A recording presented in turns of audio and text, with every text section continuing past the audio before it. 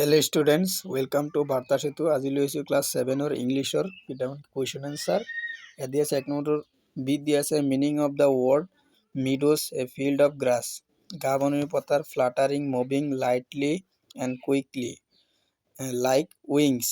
Cold, having low temperature. ঠান্ডা মানে এর অর্থ ঠান্ডা. Loud, making strong or high sound. উচ্চ শব্দ. Summer, the hottest season of the year.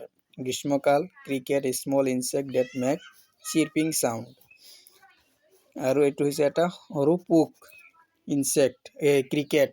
তাৰ পিছতো আছে word similar in meaning from poem. breeze, wind. breeze মানে বতাহ. grassland, meadow. grassland মানে ঘাঁহ বননি. wear, put on. wear মানে পিন্ধা. leave, farewell অৰ্থাৎ বিদায় হোৱা. leave মানে বিদায় দিয়া.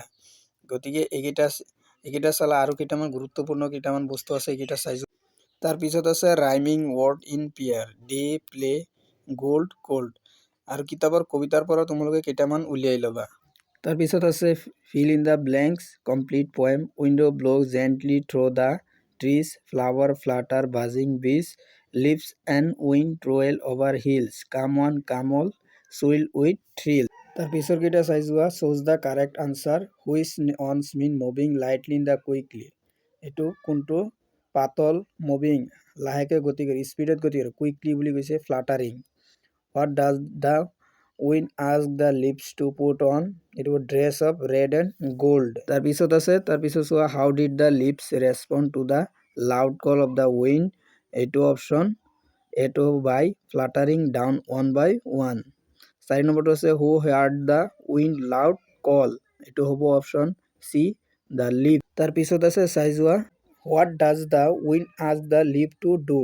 The wind asks the leaf to come with over the meadows and plays. তাৰপিছত আছে চাই যোৱা. তাৰপিছত আছে why did the wind ask the leaf to wear dress of red gold? Because summer was over and autumn had come, so the leaves changed their color to red and gold. তাৰপিছতো চাই যোৱা give the movement word used for the leaves in the poem. The movement word are fluttering, dancing and whirling in the poem.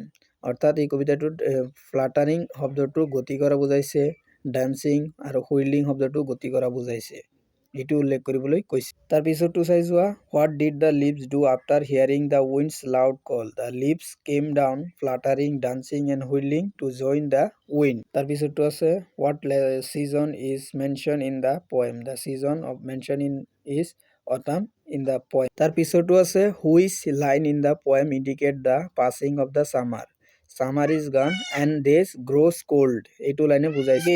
গতিকে এইখিনি আছিল আজিৰ ভিডিঅ'ৰ মূল বিষয়বস্তু. যিসকল ছাত্ৰ ছাত্ৰী এইটো চেনেলত নতুনকৈ আহিছা চেনেলটো ছাবস্ক্ৰাইব কৰি দিবা আৰু ভিডিঅ'বিলাক ভাল লাগিলে বন্ধুবৰ্গলৈ শ্বেয়াৰ কৰি